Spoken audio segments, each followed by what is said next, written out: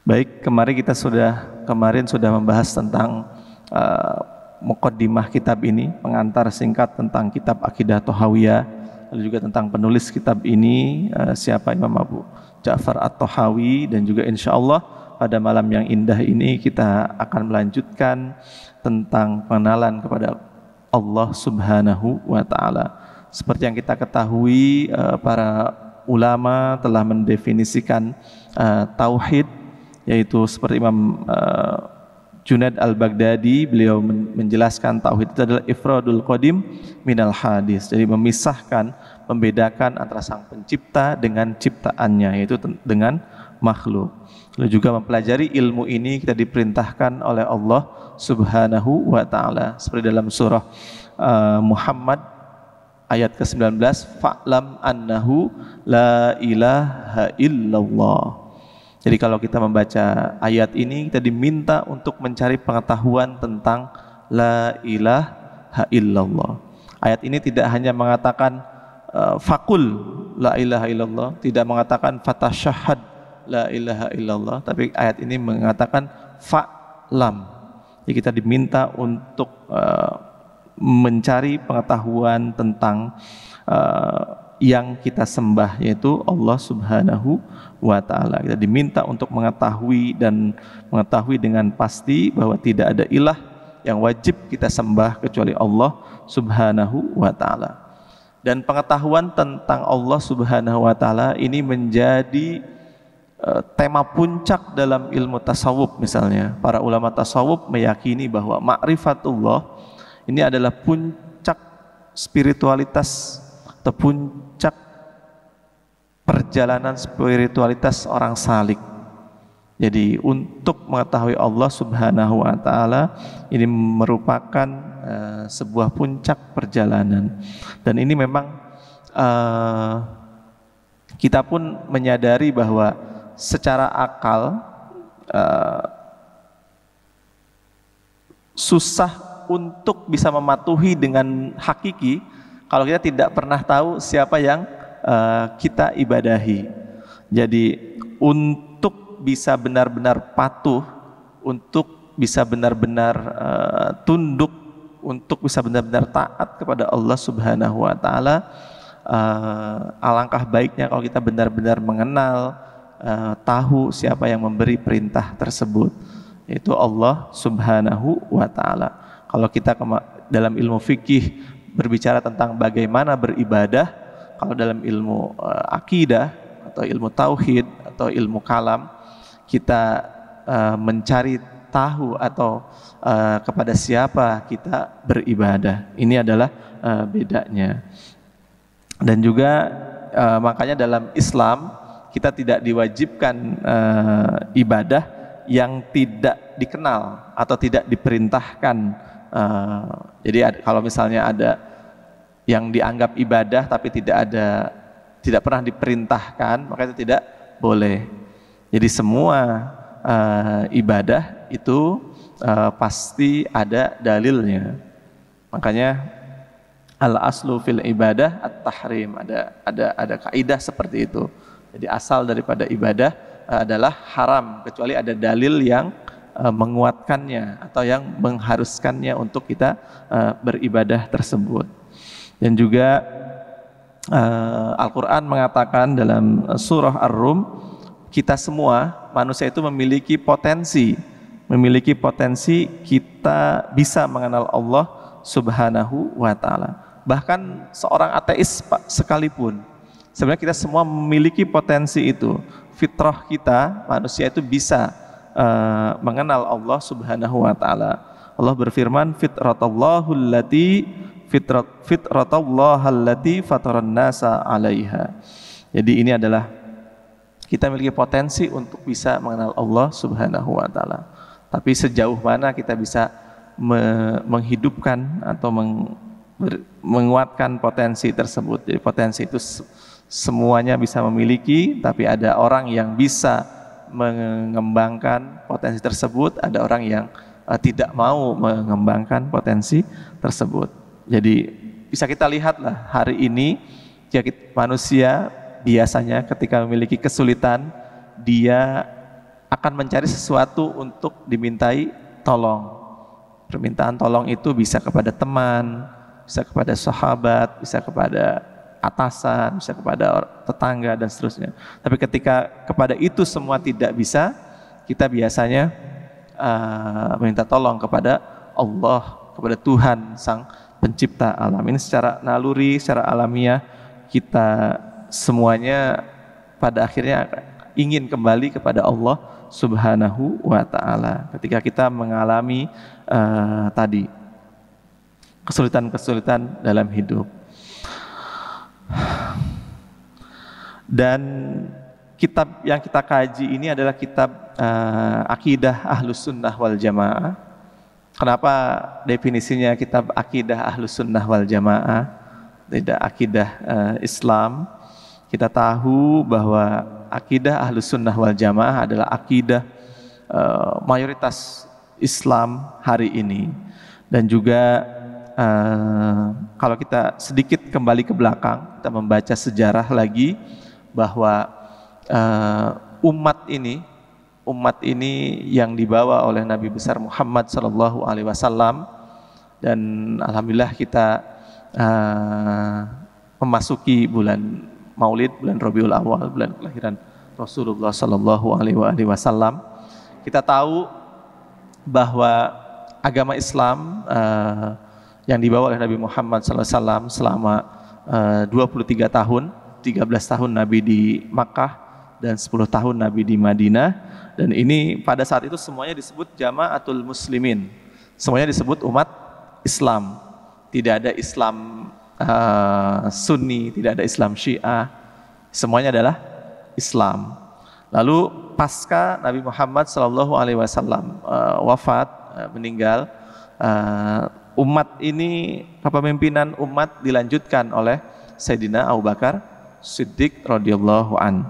Kita tahu Sayyidina Abu Bakar Siddiq ini memimpin sekitar 2,5 tahun lamanya. Lalu pasca wafatnya Sayyidina Abu Bakar Siddiq radhiyallahu an, dilanjutkan kepemimpinan umat oleh Sayyidina Umar bin Khattab radhiyallahu an sekitar 10 tahun. Sayyidina Umar wafat, itu lalu kepemimpinan umat dilanjutkan oleh Sayyidina Utsman bin Affan radhiyallahu an sekitar 12 tahun. Lalu ketika beliau wafat, dilanjutkan kepemimpinan umat ini oleh Sayyidina Ali bin Abi Thalib karamallahu wajhah. Ini yang kita kenal oleh Sunni sampai hari ini disebut Khulafaur Rasyidin. Itu sekitar 30 tahun masa kepemimpinan Khulafaur Rasyidin. Nah, selama pergantian kepemimpinan ini faktanya tidak, Rasulullah kita tahu tidak pernah menunjuk siapa pengganti beliau. Lalu diputuskanlah Sayyidina umat saat itu Nabi wafat, umat mulai memikirkan siapa pengganti yang paling tepat setelah wafatnya Rasulullah SAW. Sahabat saat itu berkumpul. Kita tahu ada dua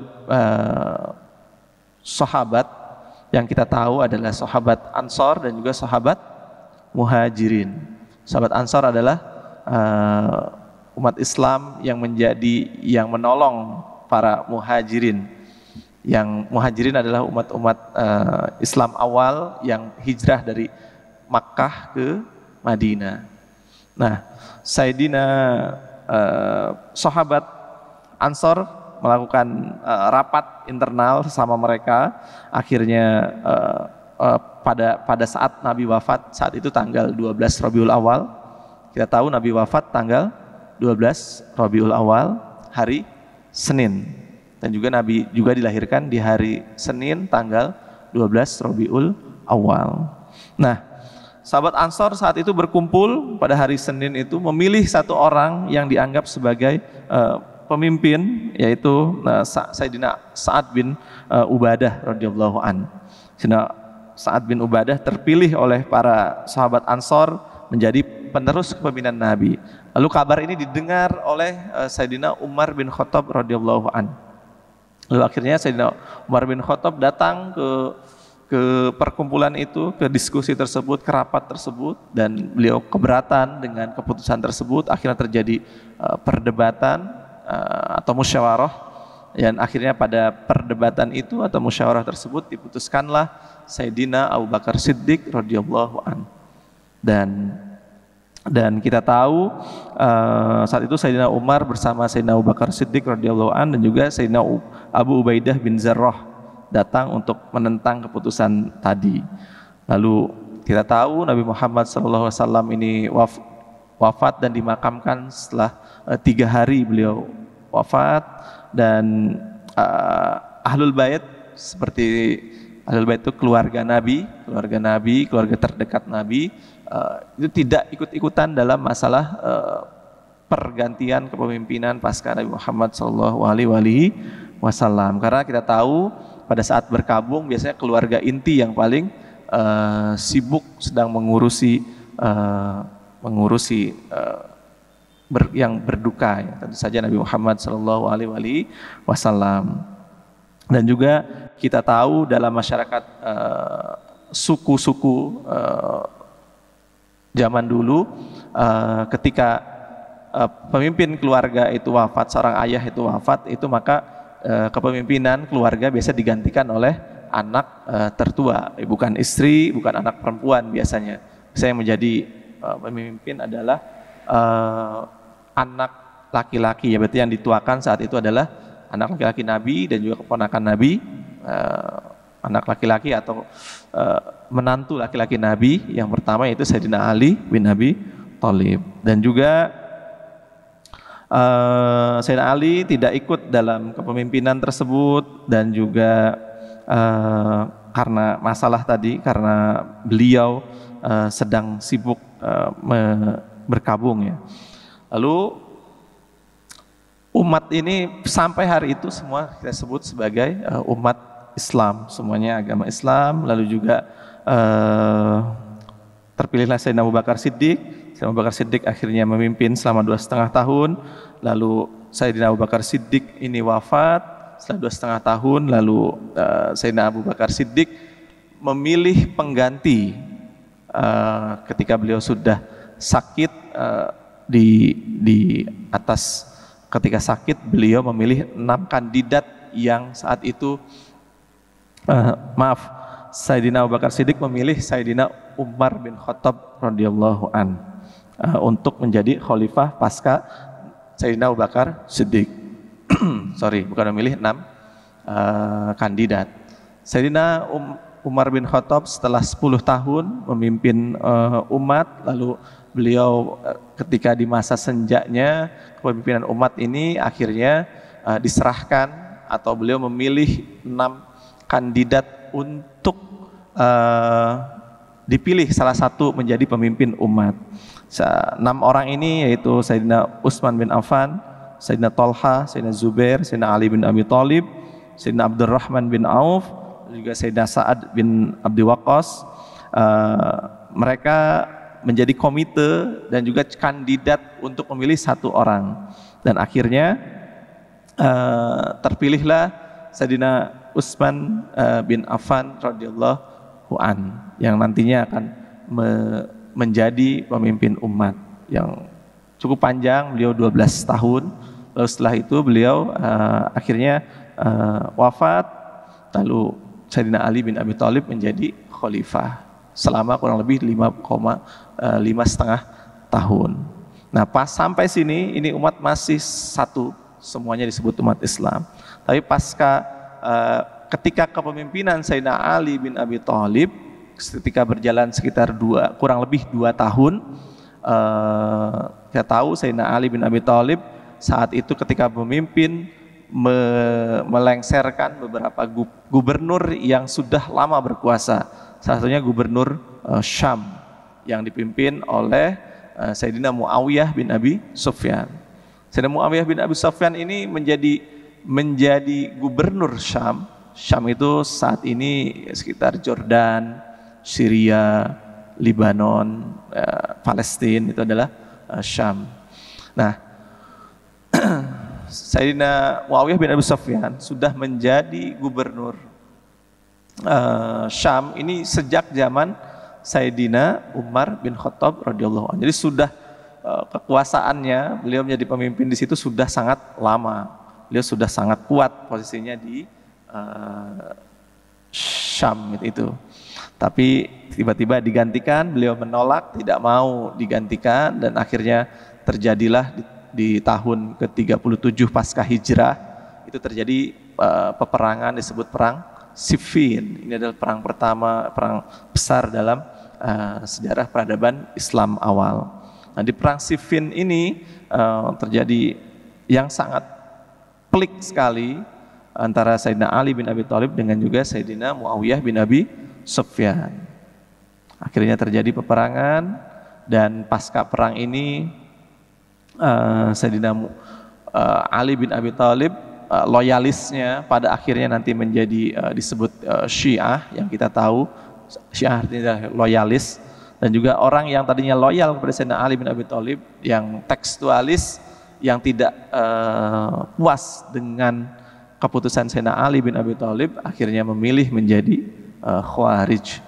Ini adalah Khawarij, ini adalah firqah pertama Islam yang ekstremis, yang kelak nanti Sayyidina Ali bin Abi Thalib pun terbunuh oleh salah satu daripada Khawarij ini yang bernama Ibnu Mulzam. Nanti di kubu lainnya ada di kubu Syam nanti banyak menjadi pecah-pecah, ada namanya Nasibi. Nanti umat lagi menjadi terbelah lagi, ada nanti secara pemikiran, secara gerakan politik nanti ada gerakan pemikiran, nanti ada Mu'tazilah, ada lagi yang namanya Jabariyah, ada Qadariyah, dan seterusnya. Nah, intinya dari sini ini umat menjadi banyak. Kalau kita runtut lagi sampai hari ini makin banyak dan seterusnya. Makanya muallif atau penyusun kitab ini akan menjelaskan akidah Ahlus Sunnah wal Jamaah yang secara teologi, kalau kita baca di pengantar kemarin, akidah Ahlussunnah wal Jamaah yang dijelaskan, dipaparkan oleh Imam Abu Ja'far At-Tahawi ini dekat sekali dengan Asy'ari dan Maturidi. Jadi dekat sekali. Bismillahirrahmanirrahim.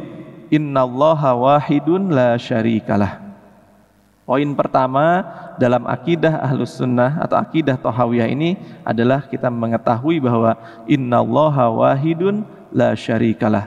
Sungguhnya Allah Subhanahu wa taala wahidun, itu esa, itu satu, la syarikalah, tidak ada yang menyerupai Allah Subhanahu wa taala, tidak ada yang menyekutukan Allah Subhanahu wa taala. Wahidun la min tariqil adadi. Jadi esanya Allah, satunya Allah, tidak satu seperti bilangan angka satu. Kalau biasanya kalau di angka satu itu sebelum nol, atau setelah satu nanti ada dua, ada tiga, ada empat, dan seterusnya.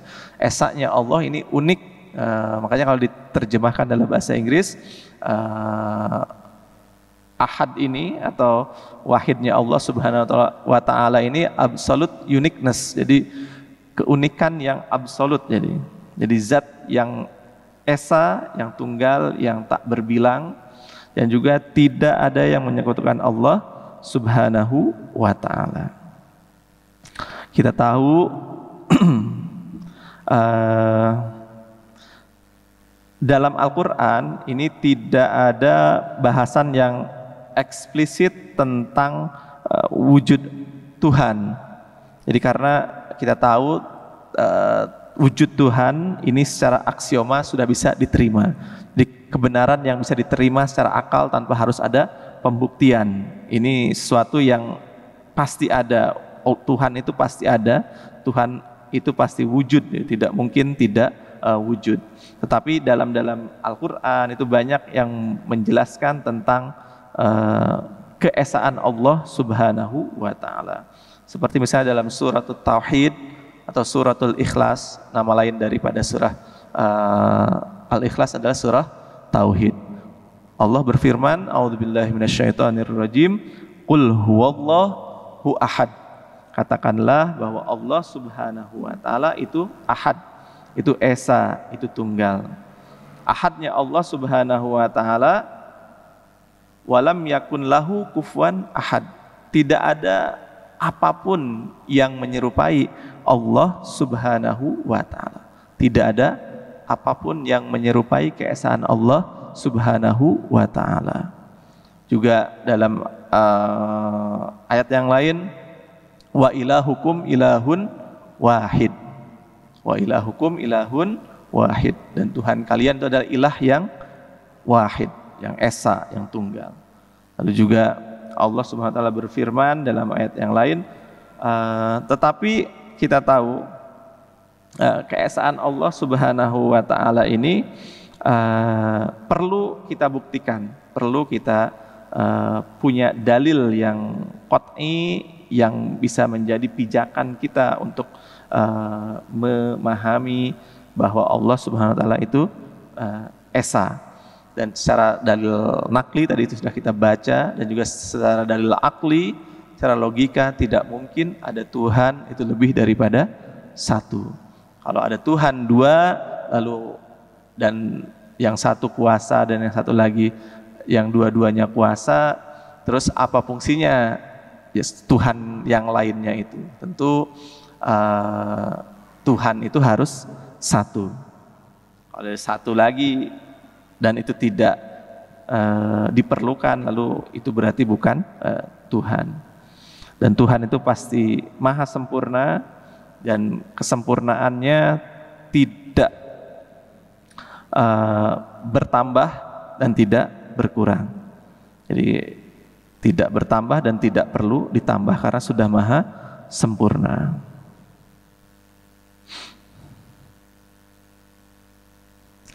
Dan juga kita meyakini bahwa Allah Subhanahu wa taala itu wujud. Allah itu ada, tidak mungkin Allah itu tidak wujud. Dan bagaimana untuk mengetahui wujud Allah itu wujud? Kita bisa melihat ciptaan-ciptaan Allah Subhanahu wa taala. Adanya alam semesta ini adalah bukti bahwa Allah Subhanahu wa taala ini wujud. Tidak mungkin ada alam semesta tanpa adanya Sang Pencipta. Tapi tidak bisa dilihat. Matahari saja yang makhluk Allah Subhanahu wa taala tidak bisa kita lihat. Bisa nggak kita lihat matahari? Di pagi hari kita lihat, itu tidak bisa dengan mata kita.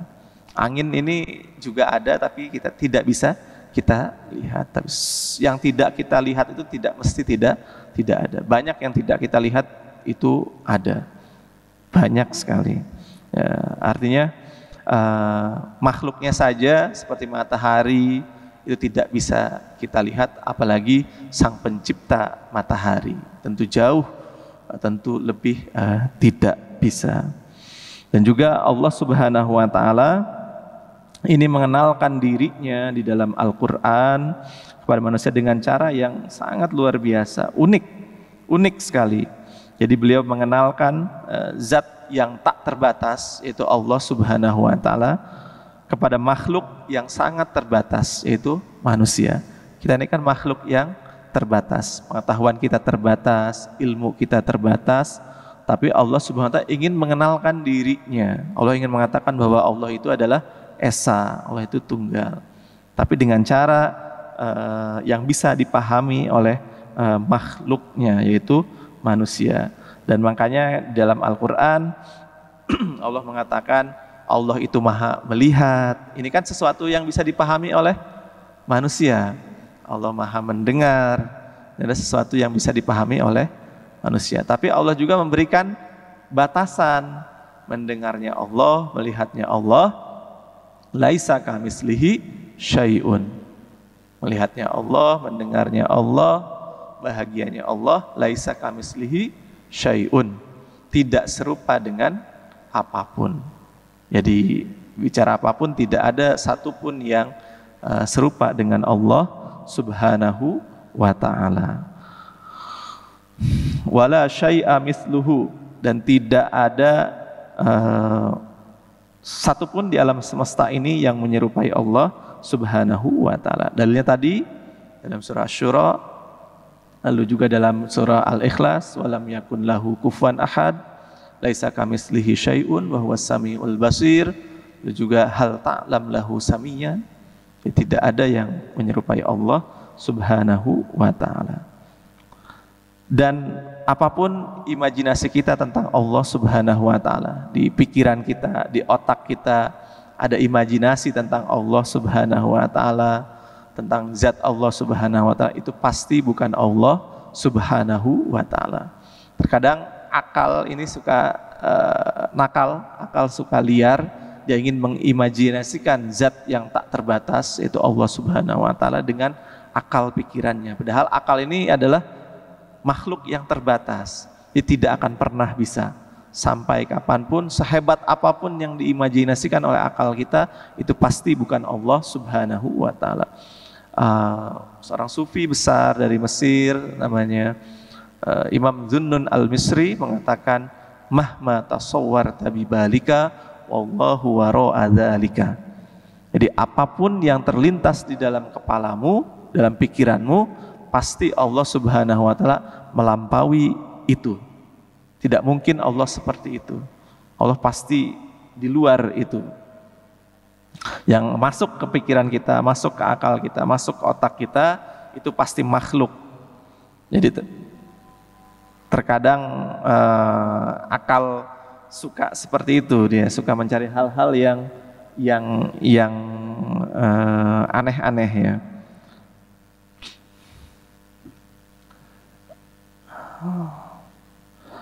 Baik, karena waktu yang membatasi kita sudah mendekati adzan Isya, mudah-mudahan apa yang disampaikan bermanfaat, ada manfaatnya, dan mudah-mudahan kita selalu senantiasa diberi keberkahan oleh Allah Subhanahu wa taala, kekuatan oleh Allah untuk terus mau mengenal Allah Subhanahu wa taala. Dan ngaji tauhid ini insya Allah kita pendekatannya akan sangat akademik sekali. Jadi Bapak dan Ibu boleh tidak setuju dengan yang saya sampaikan.